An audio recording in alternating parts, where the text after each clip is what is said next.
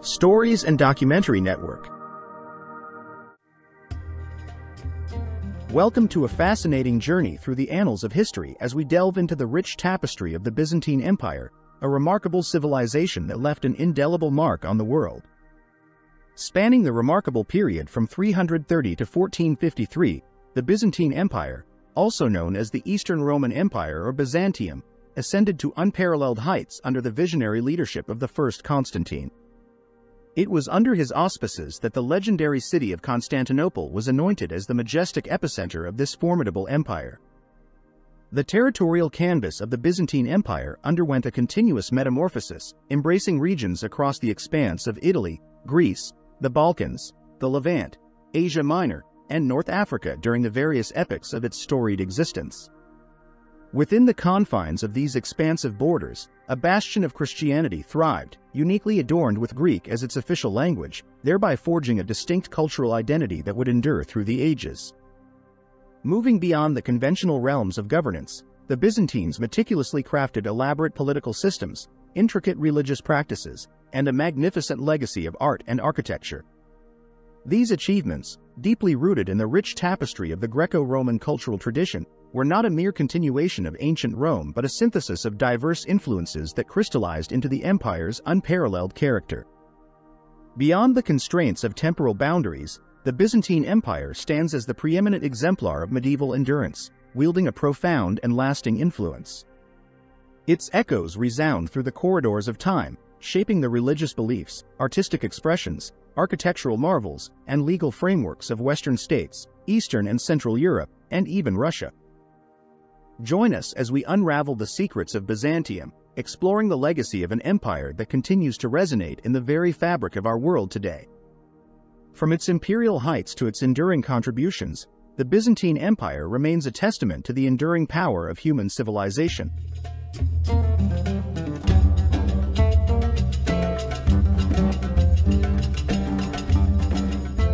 Venturing further into the intricate historical tapestry of the Byzantine Empire, it's crucial to understand the origins of its name.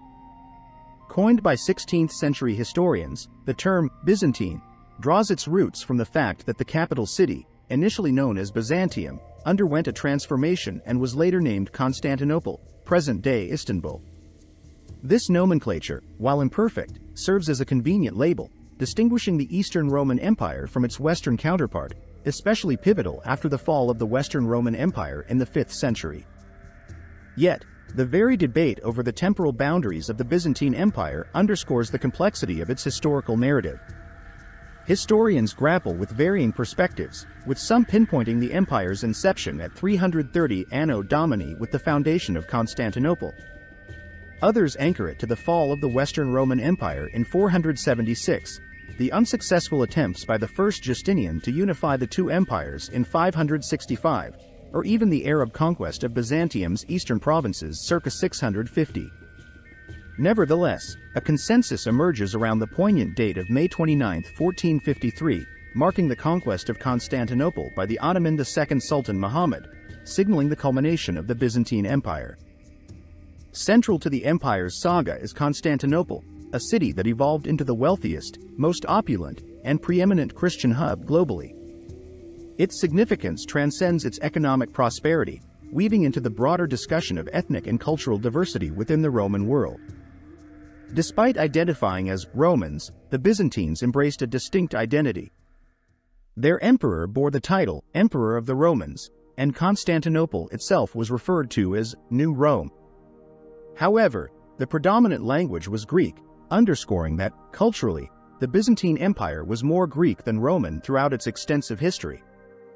The genesis of the Byzantine Empire unfolds with the momentous decision of Roman Emperor I Constantine, a turning point that shaped the course of history. On the 11th of May in the year 330, Constantine made a strategic move, relocating the capital of the Roman Empire from Rome to Byzantium. Despite the emperor's initial choice of New Rome, the city soon embraced the name Constantinople, meaning the City of Constantine in popular usage.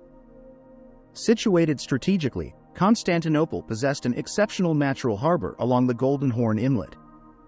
Nestled on the boundary between Europe and Asia, the city commanded a pivotal position, enabling control over the passage of ships through the Bosphorus, from the Aegean to the Black Sea. This geographical advantage facilitated the regulation of lucrative trade routes connecting the western and eastern realms. To fortify its defenses, a formidable chain was stretched across the entrance of the Golden Horn. The crowning achievement in the city's defensive strategy came with the construction of the massive Theodosian walls, a monumental effort undertaken between 410 and 413. These walls proved to be impervious, allowing Constantinople to withstand repeated assaults from both sea and land, making it an impenetrable bastion.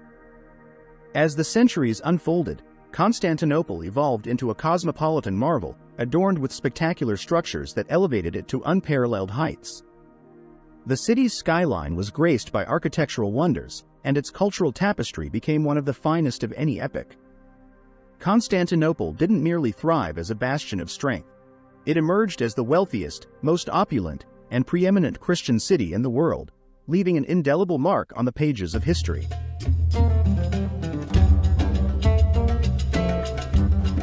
The authority of the Byzantine emperor extended beyond the realm of politics and warfare. It was intricately woven into the fabric of everyday life, reaching even the currency in circulation. The emperor's visage graced Byzantine coins, serving not only as a medium of exchange but also as a means to signify a chosen successor, frequently the eldest son. However, the Byzantine Empire's system of succession was far from rigid, lacking established rules. Emperors were perceived as divinely chosen to govern, a belief that was visually reinforced by regal symbols. Magnificent crowns and robes crafted from Tyrian purple, a prestigious dye associated with royalty, became powerful visual cues, underlining the emperor's right to rule.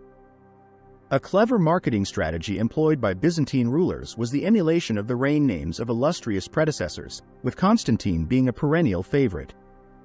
This practice aimed to evoke the glory of past leaders, consolidating the legitimacy of the current ruler. Through this meticulously orchestrated blend of dynastic succession, ceremonial rituals, regal attire, and the strategic use of names, the institution of the Byzantine emperor endured for an astonishing 12 centuries. It weathered political upheavals, military challenges, and the ebb and flow of time, a testament to the enduring power of symbolism and tradition in sustaining the imperial mantle. In Byzantine society, the nuances of one's background were paramount, and the trinity of family name, inherited wealth, and noble birth held great sway, particularly among the elite echelons. Those in the upper strata typically possessed these three coveted attributes, and wealth often derived from land ownership or the astute administration of land under an individual's purview. However, it's noteworthy that Byzantine society did not adhere to a rigid aristocracy of blood. Instead, individuals could ascend the social ladder through patronage and education. The intricate dance of favor dispensation, land grants, and bestowed titles by emperors meant that the nobility was a dynamic entity. Families rose and fell over the centuries, shaped by the capricious currents of imperial largesse, indiscriminate demotions, and the ever-present hazards of foreign invasions and wars. Social rank was visible to all through an elaborate system of titles, seals, insignia, distinctive clothing, and personal jewelry. For those in the lower classes, professions often followed familial paths, but the potential for upward mobility existed. Inheritance, wealth accumulation, and the absence of rigid barriers allowed for some to improve their social standing.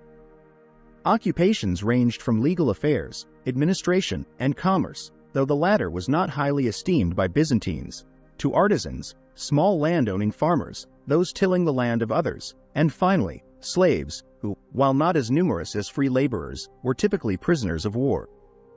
The role of Byzantine women, like their male counterparts, was deeply influenced by social standing. Aristocratic women were tasked with managing households and caring for children. While they could own property, their participation in public office was restricted. Pastimes included weaving, shopping, church attendance, and reading, though formal education was denied them. Widows, however, assumed guardianship of their children and could inherit on par with their brothers.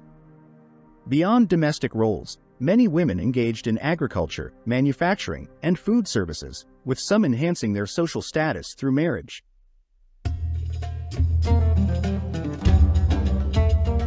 In the realm of Byzantine art, a distinctive departure from the naturalism of the classical tradition marked a shift toward the abstract and universal.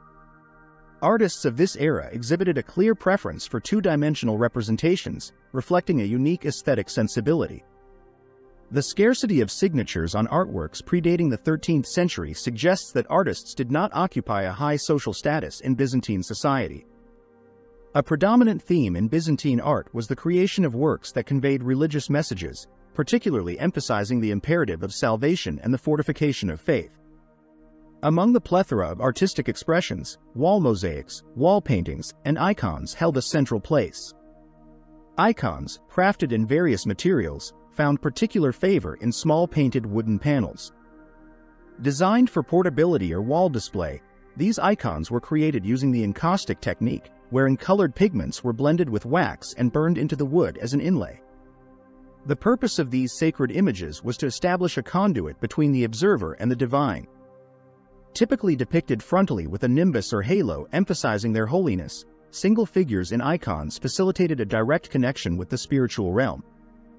Byzantine mosaics, exemplified in masterpieces like those found in the Hagia Sophia in Istanbul or the Church of San Vitali in Ravenna, portrayed holy figures, emperors, empresses, church officials, and scenes of daily life, particularly in agriculture. Large-scale sculptures were less prevalent compared to earlier antiquity, yet sculpted marble sarcophagi proliferated in great numbers.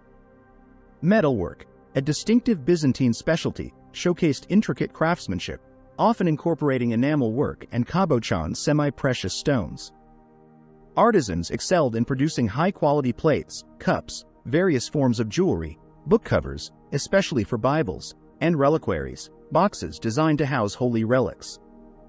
The meticulous attention to detail and the fusion of diverse materials underscored the Byzantine commitment to creating art that transcended mere aesthetics, serving as conduits for religious expression and spiritual connection.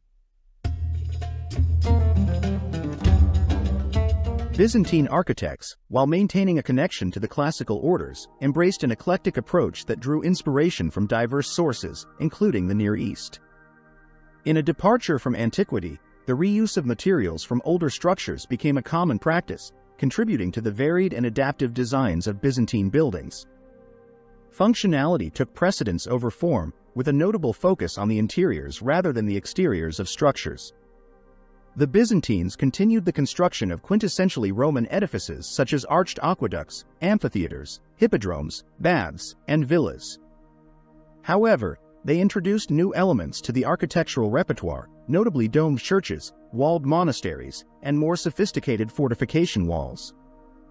The choice of building materials was strategic, with large bricks, mortar, and concrete forming the hidden core of walls. Ashlar stone blocks adorned prestigious public buildings, while marble, sparingly used compared to earlier Roman times, embellished columns, door and window frames, and other decorative elements. Roofs were typically constructed of timber, and interior walls featured coverings such as plaster, stucco, thin marble plaques, paintings, and mosaics. The crowning jewel of Byzantine architecture remains the Hagia Sophia in Constantinople, dedicated to the holy wisdom of God. Erected between 532 and 537, its colossal domed ceiling, soaring 55 meters above the floor and spanning 31.8 meters in diameter, was a remarkable achievement. Resting on four massive arches with supporting pendentives, the Hagia Sophia held the title of the world's largest church until the 16th century. Adorned with glittering mosaics and wall paintings, it epitomized Byzantine grandeur and artistic excellence. Notably, Byzantine architects made enduring contributions to Christian church design, particularly with the innovative use of the dome. The cross in square plan became a hallmark, featuring a dome over four supporting arches. Over time, central domes were elevated on polygonal drums, sometimes resembling towers. Common features included a central apse with two side apses at the eastern end of the church. Baptistries, often octagonal, and mausoleums for founders and their descendants were also integrated into many church complexes. The distinctive Byzantine design elements influenced Orthodox Christian architecture, leaving an enduring legacy seen in churches worldwide.